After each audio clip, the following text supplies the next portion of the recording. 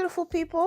Welcome back. So, today we are going to do a recap and a review of Love and Marriage Huntsville, Season 5, Episode 12, titled Problems But a Beach Ain't One. Okay, Jay-Z, I got you.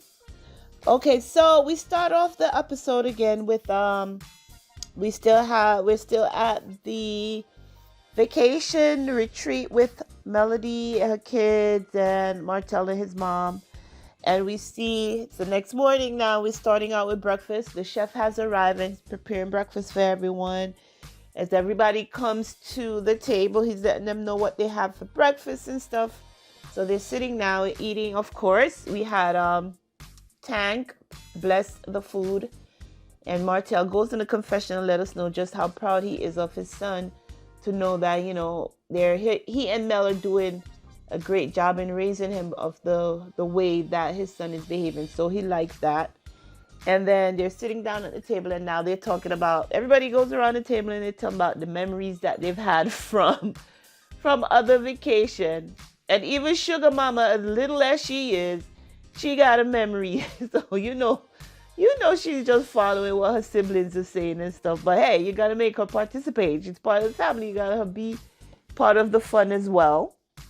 So after that, now everybody heads to the beach and they're having, fun in the water. But before they got to the beach, Martell was letting the family know which was his favorite memory from past vacations.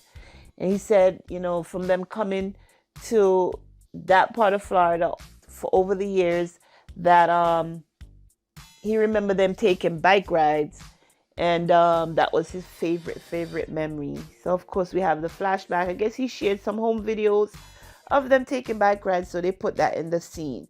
So then Martell goes to Mel. Oh, Mel, remember that Marsau and his family are coming by today?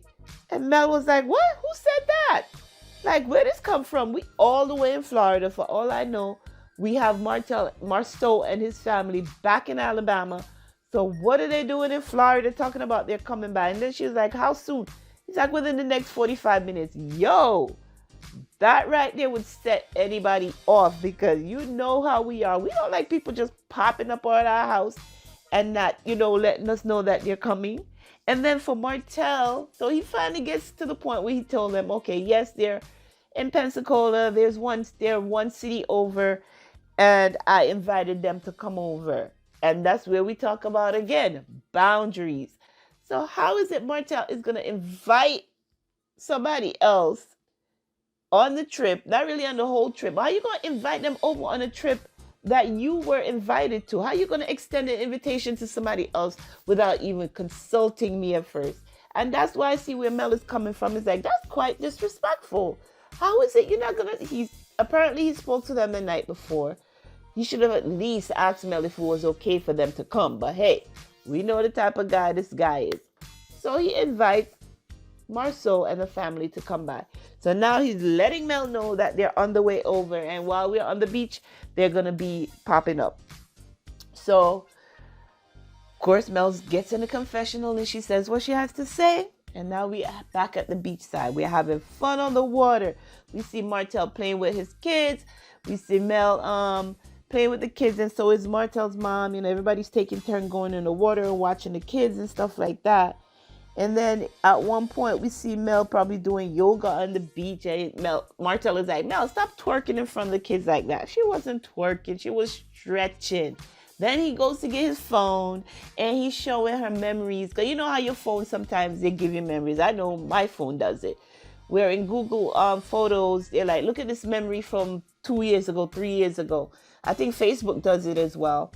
And then he's showing it to Mel. And Mel was like, yeah, I see what you're doing. Nah, we're not going to do that. You are not going to be playing on my nostalgia and hoping that, that will make us be good again. She's like, put that phone away. At one point, she was trying to say something to him, and I guess he didn't want the camera to catch it, but she got it out. He handed her the phone, and then he ran into the ocean. And Mel was like, how about last week when you text me asking me if you're going to marry me again? If we're going to get married again. Marsau by that time was out in the water playing with his kids. So yeah, so Mel went to go talk to his mom, just chill by the seaside and just enjoy the days. Just a nice, relaxing vacation. As she said, this is the type of memories I want to create for the kids, or based on what's happened in the past couple of years, with the world being what it was with that illness, and then her and Martel going through the divorce. The kids were going through a lot. They were out of school for, as we all know, the past 2 years have been really, really bad on everybody. But on top of that, she was going through what she was going through with Martel. So then, they're chilling by the ocean, and here comes Marsau and his family. Everybody greeted everybody, and then they retired inside.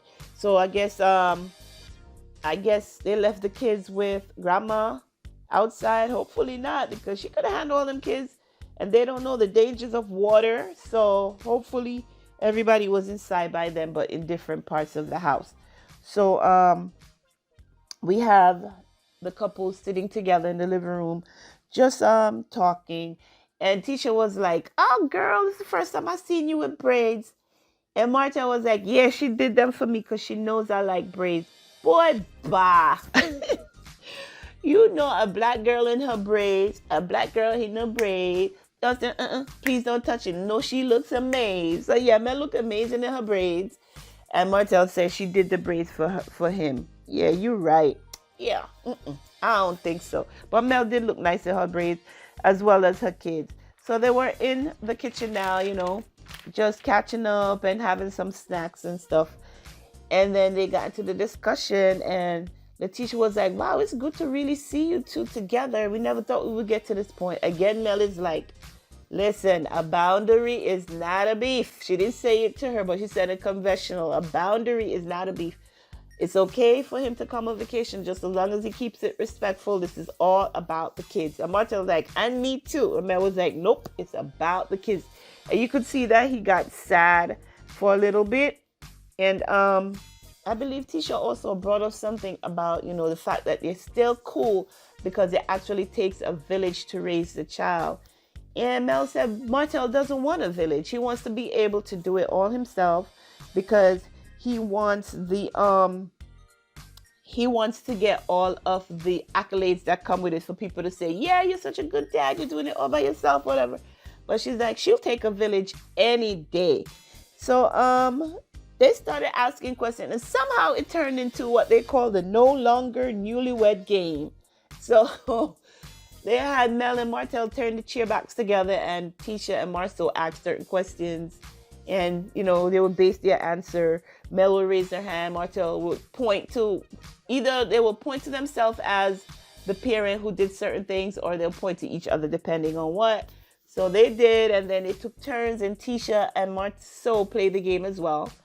And we come to find out that, again, as we already knew, that Tisha does everything for the kids, mostly everything. However, they want to spend most of their time with dad, because dad is the fun one. And to Melody's point, she's like, yeah, they always want to spend time with the parent who does nothing. I'm like, oh my God. So that was good to see. Now, we're still in the house. We're spending a lot of time on the couples. We had Martel and Marsau go into the game room to play pool, and they left Tisha and Kimmi downstairs to talk. But before we got there, I guess they were giving us a break. So we went over to Kimmi and Maurice. So what's going on at Kimmi and Maurice today? We are cutting Kimmi's hair, because as you know, with treatment, that eventually her hair will start falling out. So she's like, instead of me being in the shower one day, washing my hair, and it starts falling out, let me go ahead and cut it. And Kimmi has some beautiful locks. I didn't know Kimmi had such beautiful hair under, because Kimmi on the show wears a lot of different wigs.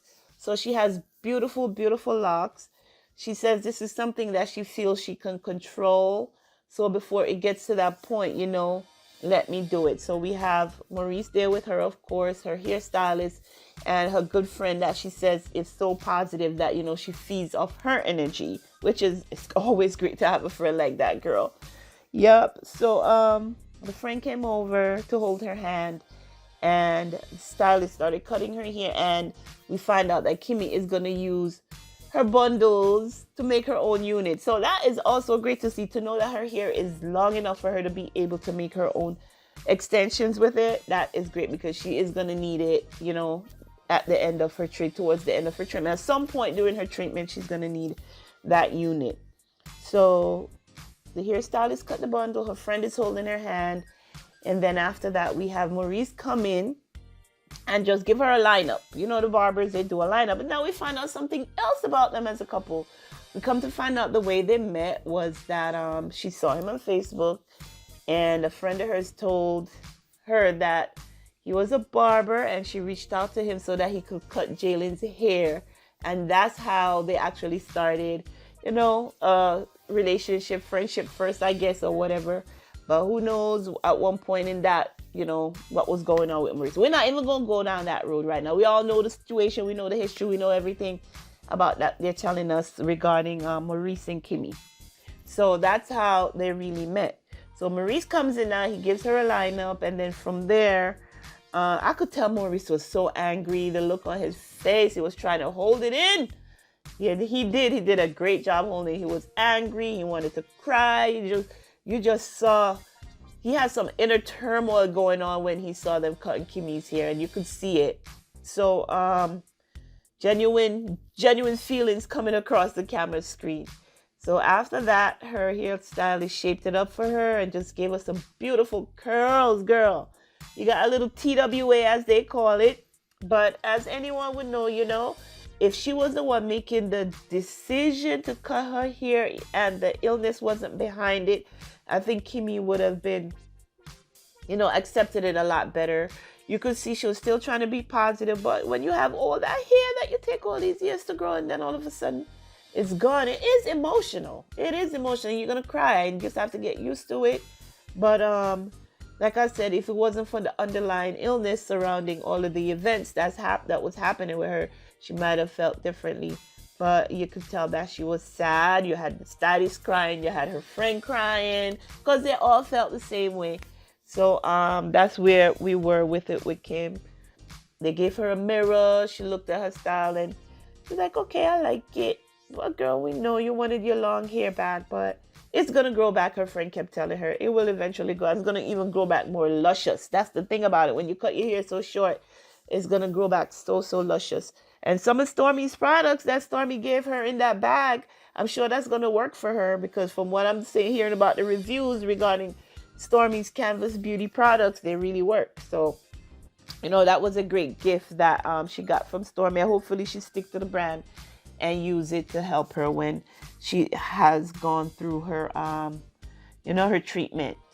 So Maurice had some very, very nice words to say about Kimmi, the fact that, she's out there for everyone. She's the caregiver. She's the fun-loving person. And he's like, her hair is not Kimmi's hair is not Kimmi.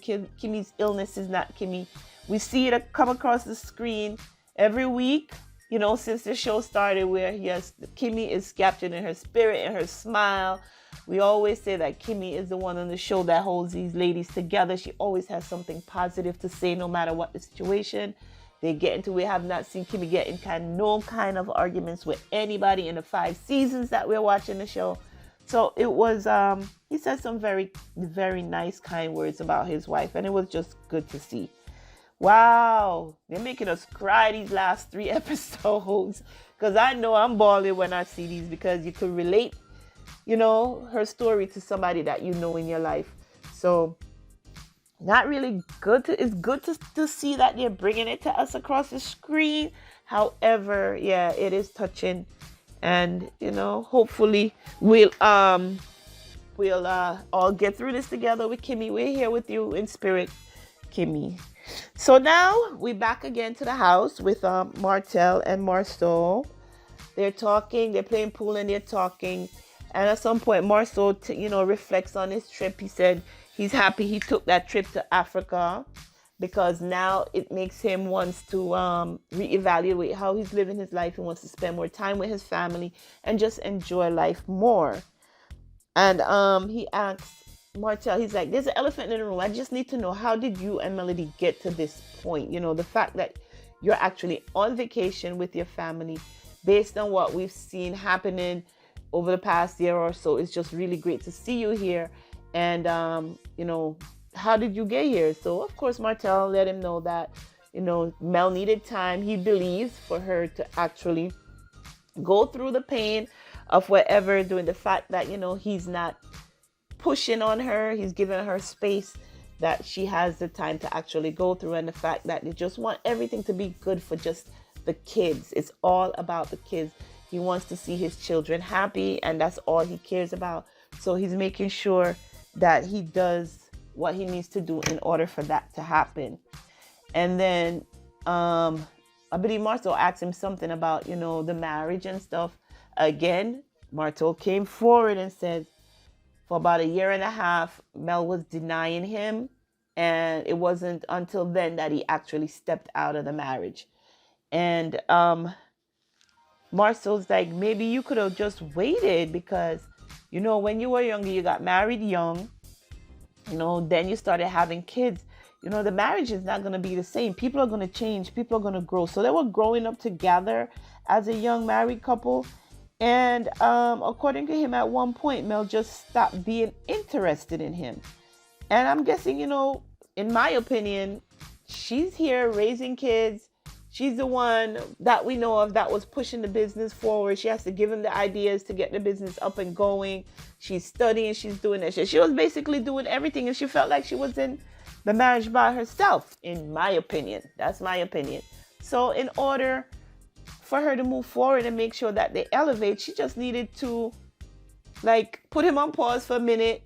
Hold on over there. Let me focus on everything that we got. And then when I come back together, I got you. But Martell felt that, she needed to give him more attention. She was not giving him enough. And that's when he stepped out. And then after he stepped out, then they went through what they did. He promised to stop. He didn't. I'm guessing after, she said 5 years, it was going back and forth before she said enough is enough. And then she was like, that's it. I'm not going to bother. And she eventually left. I guess he figured she would come back around. But now he sees that, no, it's not happening. And to Marsau's point, he asked Martell, how would you feel if you see her outside with someone? And he's like, as long as the person is good and he treat her well and he treat my kids good, because eventually they will have to meet the kids. That's all I care about. Marsau gets in a confession and say, you could say that now, but the feeling is once you leave me, there won't be anybody better. Of course, every couple who breaks up feel that way. Like, you'll never find anybody better than me. Shit, I still feel that way about some of my exes. And he's like, but the point is, they probably will meet somebody who's going to treat them better than you did. So, it's a reality that you're going to have to face eventually.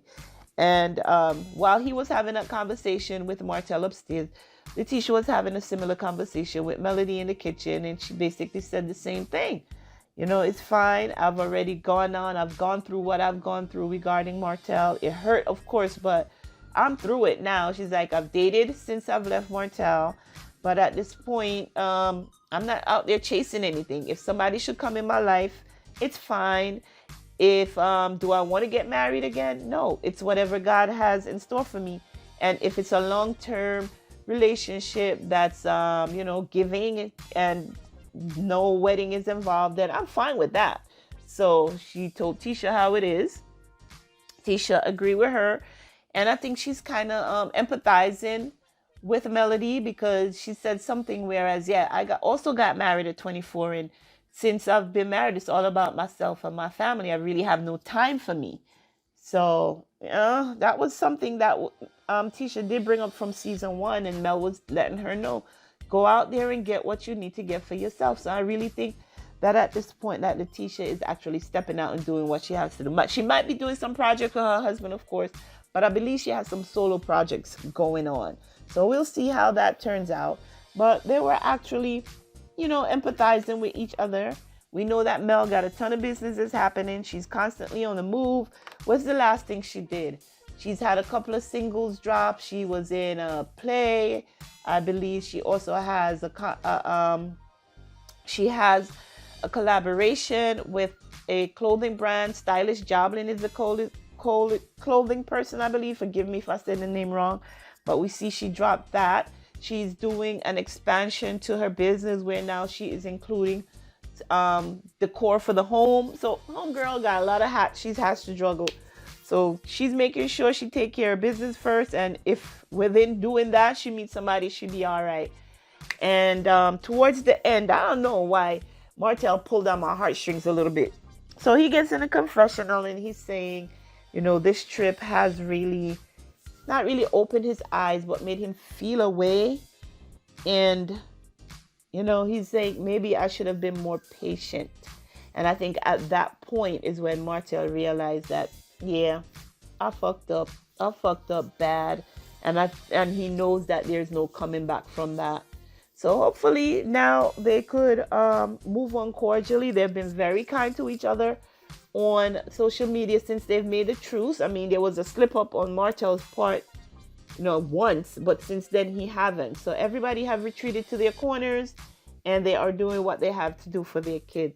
So I'm liking the show, the way the direction it's going in. We're having resolutions. We're not constantly going bickering. We're actually having resolutions, and that's what it should be about.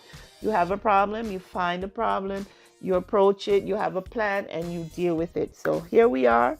Each couple is going through what they're going through, and they're taking us on the journey through it, and it's being helpful. Man, I love the show. I know. I love this show. This is better than any scripted show that you could find out there. And I like the fact that, these people are being mature, majority of them, and we're seeing people actually grow right in front of our eyes, i.e. Martel. I need Destiny to get to that point.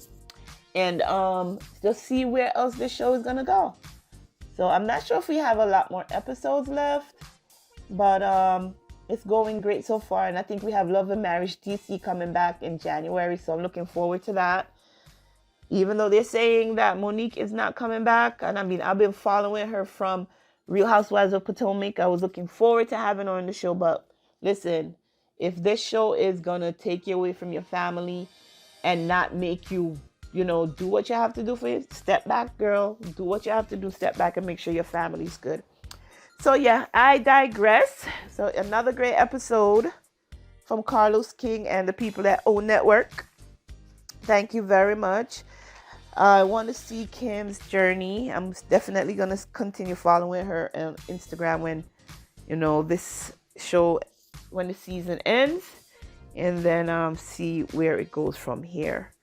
So again, as always, this is my review of Love and Marriage Huntsville, Season 5, Episode 12, titled Problems But a Beach Ain't One. If you're watching this on YouTube, make sure that you subscribe to the channel and like the video. And if you're listening to this on my podcast, Reality TV Space with Georgia Denise, make sure that you download this episode and subscribe to the podcast. Again, I thank you for watching / listening.